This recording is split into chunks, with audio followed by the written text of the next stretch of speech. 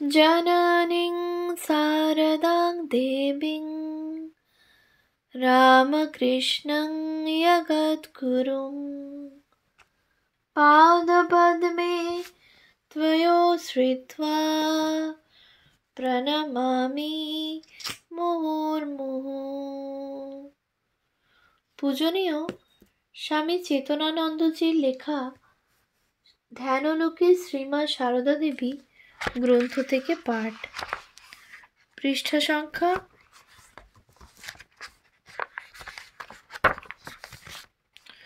139। মা হারে কি পুত্র হারে। 86। স্বামী পরমেশ্বরানন্দের এই স্মৃতিচিত্রটি আমাদের মনে করিয়ে দেয় মাতা পুত্রের লড়াই, ভালোবাসার প্রতিযোগিতা। কার ভালোবাসা জিতবে, মায়ের না পুত্রের? এই প্রসঙ্গে স্বামীজির সখার প্রতি কবিতার 4 লাইন মনে পড়ছে। শোনো বলি মরমের কথা, জেনেছি জীবনে সত্য সার। তরঙ্গ আকুল ভবঘোর, এক তরি করে পারাপার। মন্ত্রতন্ত্র প্রাণ নিয়মন, মতামত দর্শন বিজ্ঞান। ত্যাগ ভোগ বুদ্ধির বিভ্রম, প্রেম প্রেম এই মাত্র ধন। এই প্রেম বা ভালোবাসার শক্তিতে জীবজগৎ চালিত হচ্ছে। মা সন্তানের জন্য জীবন দিচ্ছে, দস্যু অপরকে হত্যা করে ধন লুট করছে। এই সব কাজের পিছনে রয়েছে ভালোবাসা। আমরা যাকে ভালোবাসি তার জন্য নিজের তন মন ধন সমর্পণ করতে কার্পণ্য করি না। যা হোক, স্বামী পরমেশ্বরানন্দের ভালোবাসা মায়ের ভালোবাসাকে পরাজিত করেছিল। মনে হয় মা প্রিয় শিষ্যের সেবা ও ভালোবাসাকে মহীয়ান করবার জন্য নিজে হার মেনে নিয়েছেন। স্বামী পরমেশ্বরানন্দের বর্ণনা। একবার আমি জয়রামবাটি আছি। স্ত্রী পুরুষ সকলেই জয়রামবাটির দক্ষিণ প্রান্তে বাড়ুজ্যে পুকুরে স্নান করিত এবং ওই পুষ্করিণীর জল পানীয় রূপে ব্যবহৃত হইত। আমি গ্রামের উত্তর প্রান্তে আমোদন নদে স্নান করিতাম। ওই নদীর পার্শ্বে বালির স্তূপ সরাইয়া কিছুটা খনন করিলে বিশুদ্ধ ও স্বচ্ছ জল পাওয়া যাইত। ওই জল লইয়া গিয়া শ্রী শ্রী মাকে পানীয় দিবার ব্যবস্থা করিব মনে মনে স্থির করিয়া স্নান করিতে যাইবার সময় একটি কলসি সঙ্গে লইয়া গেলাম। স্নান শেষে বালি খুঁড়িয়া এক কলসি জল লইয়া আসিয়া শ্রী শ্রী মায়ের ঘরে শ্রী শ্রী ঠাকুরের বেদির পার্শ্বে রাখিলাম এবং বলিলাম, মা, আপনি ওই জলে ঠাকুরের পূজা করবেন এবং খাবেন। আমি ভাবিয়াছিলাম যে ওই জল লইয়া গেলে শ্রী শ্রী মা সন্তুষ্টই হইবেন, কিন্তু তাহা না হইয়া মা বিরক্ত হইয়া আমাকে ধমক দিয়া বলিলেন, কে তোমাকে জল আনতে বলেছে? আমি তোমাকে জল আনতে বলিনি। আমি বাড়ুজ্যে পুকুরের জল খাই, বাড়ুজ্যে পুকুরের মিষ্টি জল। তোমাকে জল আনতে হবে না। কিন্তু পরে লক্ষ্য করিয়া দেখিলাম শ্রী শ্রী মা ওই জল খাইতেছেন এবং উহা দিয়া ঠাকুরের পূজাও করিয়াছেন। কাজেই পরের দিন স্নান করিতে যাইবার সময় চিন্তা করিলাম, মা যখন ওই জল খাইতেছেন তখন নিষেধ সত্ত্বেও ওই জল লইয়া আসিব। বাড়ুজ্যে পুকুরের জল অপেক্ষা এই জল স্বাস্থ্যের পক্ষে অনেক ভালো। তাহা ছাড়া ইহা মা তৃপ্তির সঙ্গে ব্যবহার করিতে পারিবেন। এইরূপ ভাবিয়া কলসি লইয়া নদীতে গেলাম এবং পূর্বদিনের ন্যায় বালি খুঁড়িয়া জল লইয়া আসিলাম এবং মায়ের ঘরে বেদির পার্শ্বে উহা রাখিলাম। মা ওই জল দেখিয়াই বলিলেন, কেন তুমি জল আনলে? কে তোমাকে জল আনতে বলল? আমি তোমাকে নিষেধ করছি, তবুও তুমি জল আনছো? বাড়ুজ্যে পুকুরের মিষ্টি জল আমি খাই, আমি বারণ করলেও তুমি শুনবে না? এই বলিয়া ধমক দিয়া বলিলেন, জল আনতে হবে না। আমি কিছু না বলিয়া চুপ করিয়া রহিলাম এবং দেখিলাম পূর্বদিনের মতো মা ওই জল ব্যবহার করিতেছেন। পরের দিনও নদীতে যাইবার সময় কলসি লইয়া গেলাম এবং জল আনিয়া পূর্বের ন্যায় বেদীর পার্শ্বে রাখিলাম। পুনরায় জল আনিতে দেখিয়া মা এবার ক্রোধ প্রকাশ করিয়া জোর দিয়া বলিলেন, আমি তোমাকে বারবার বারণ করছি, তবুও তুমি জল আনছ? তুমি আমার কথা শুনতে চাও না? কিন্তু ওই জল মা তৃপ্তির সহিত খাইতেছেন দেখিয়া আমিও অভিমান ভরে এবং একটু জিদ দেখাইয়াই বলিলাম, আমি নদীতে স্নান করতে যাই, আপনার জন্য জল আনব। আপনি ইচ্ছা হয় খাবেন, ইচ্ছে না হয় খাবেন না, আমি জল আনবই।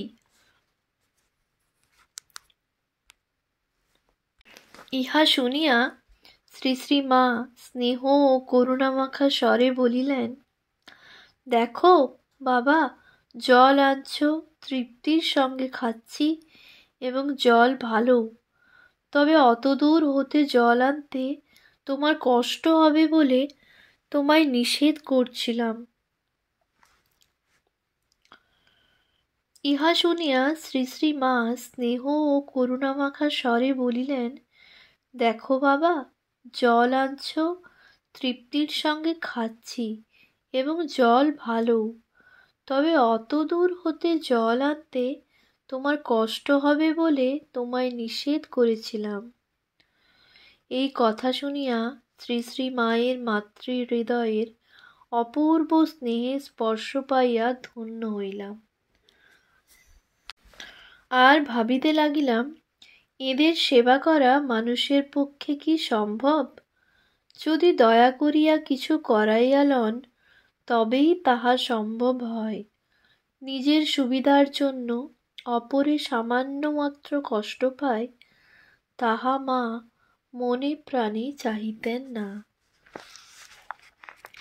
উৎস শ্রী শ্রী মা ও জয়রামবাটি, পৃষ্ঠা 53-55। 87। গোয়ালপাড়ায় আশ্রম প্রতিষ্ঠা। শ্রী শ্রী মা কলকাতায় সাধু ও ভক্ত পরিবেষ্টিত হয়ে থাকতেন।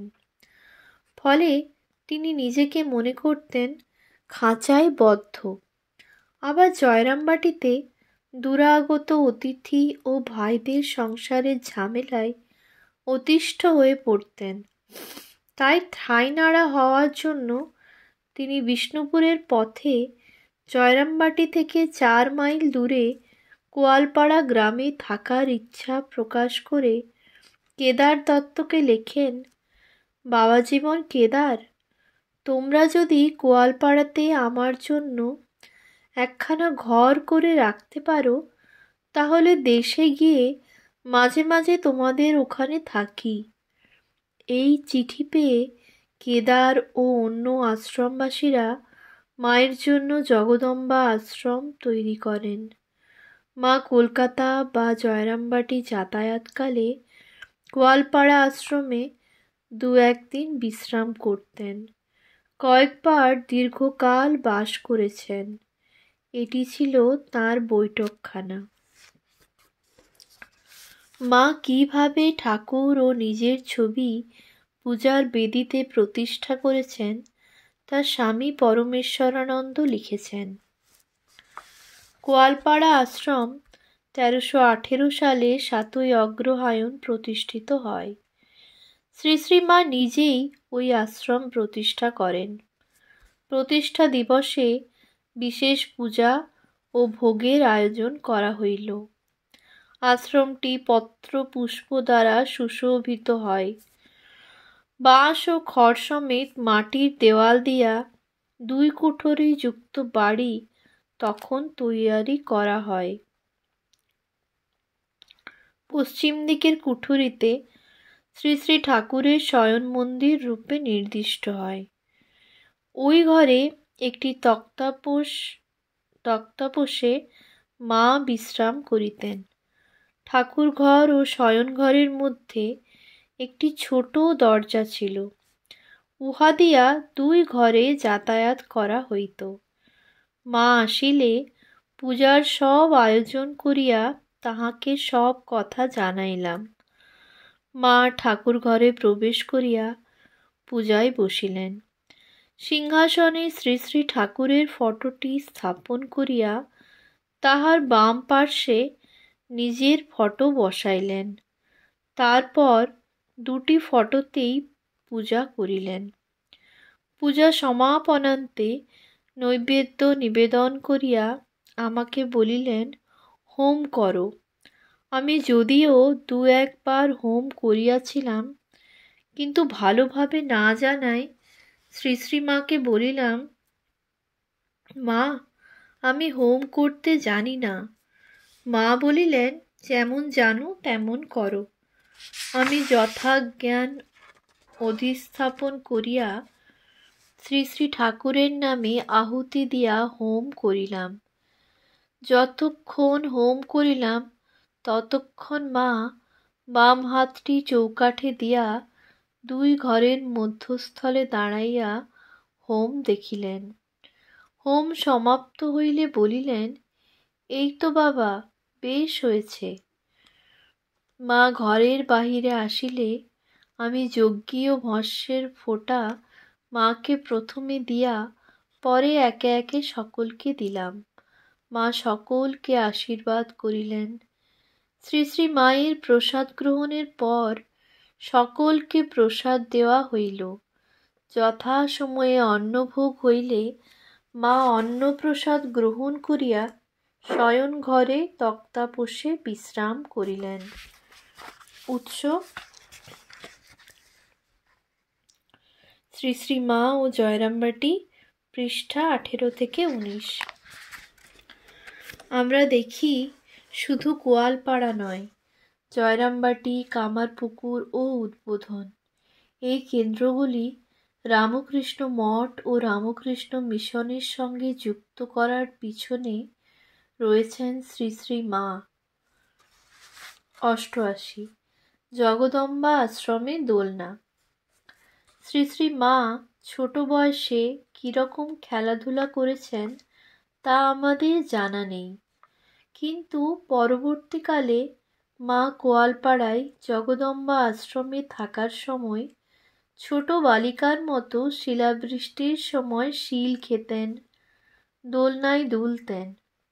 মায়ের এসব আচরণ আমাদের মনে করিয়ে দেয় জীবন মুক্তের লক্ষণ, ব্রহ্মবিদ বরিষ্ঠের লক্ষণ। অবতার শ্রী রামকৃষ্ণের মুক্তপুরুষ ও গুণাতীত বালকের ন্যায় আচরণ কথামৃতের বিভিন্ন জায়গায় উল্লেখ রয়েছে। মুণ্ডকোপনিষদে রয়েছে, আত্মক্রীড় আত্মরতি ক্রিয়াবান এষ ব্রহ্মবিদাং বরিষ্ঠ 3/1/4। ক্রীড়া করতে গেলে বাহ্যবস্তুর অপেক্ষা রাখে, কিন্তু ব্রহ্মবিদ স্বীয় আত্মাতে খেলা করেন এবং স্বীয় আত্মাতে সুখভোগ করেন। ব্রহ্মজ্ঞ ব্যক্তি ক্রিয়াবান, অর্থাৎ তার ধ্যান জপ বৈরাগ্যাদির জন্য চেষ্টা করতে হয় না, এগুলি স্বতঃস্ফূর্তভাবে হতে থাকে। শ্রী শ্রী মা কেবল ব্রহ্মবিদ ছিলেন না, তিনি অপরকে ব্রহ্মবিদ করতেন, ব্রহ্মজ্ঞান দিতেন। স্বামী ঈশানানন্দ লিখেছেন, আকাশে খুব মেঘ হইল, মা তাহা দেখিয়া বলিতেছেন, আহ, একটু বৃষ্টি হলে ধরিত্রীটা ঠান্ডা হয়। কিয়ৎক্ষণ পরই সামান্য ঝড় ও খুব বড় বড় শিলাবৃষ্টি আরম্ভ হইল। মেয়েরা বোরা মাথায় দিয়া বড় বড় শিল কুড়াইয়া আনন্দ করিতে করিতে মাকে দেখাইতে লাগিলেন। মাও খুব আনন্দ করিতে করিতে দু একটি শিল মুখে দিলেন। আমরাও খাইতে লাগিলাম। এই শিল খাইয়া ঠান্ডা লাগিয়া পরদিন হইতে মায়ের আবার জ্বর আরম্ভ হইল। উৎস মাতৃসান্নিধ্যে, পৃষ্ঠা 68 থেকে 69। স্বামী পরমেশ্বরানন্দ স্মৃতিচারণ করেছেন। গোয়ালপাড়া আশ্রমে থাকাকালে শ্রী শ্রী মায়ের অনেক সময় বালিকার ন্যায় আচরণ প্রকাশ পাইত। যেমন জগদম্বা আশ্রমে একটি দোলনা খাটানো হইয়াছিল। অনেক সময় দেখা যাইত মা ওই দোলনায় দোল খাইতেছেন, আর ভক্ত মহিলারা দোলাইয়া দিতেছেন। আবার কোনো কোনো সময়ে দেখা যাইত ভক্ত মহিলাদের মধ্যে কেহ দোল খাইতেছেন আর মা নিজেই দোলা দিতেছেন। এরূপ এক অপূর্ব আনন্দপূর্ণ পরিবেশের মধ্যে গোয়ালপাড়ায় জগদম্বা আশ্রমে মায়ের বিশ্রামের দিনগুলি কাটিত। উৎস শ্রী শ্রী মা ও জয়রামবাটি, পৃষ্ঠা 30। ওম শান্তি শান্তি শান্তি। হরি ওম তৎসৎ। শ্রীরামকৃষ্ণার্পণমস্তু।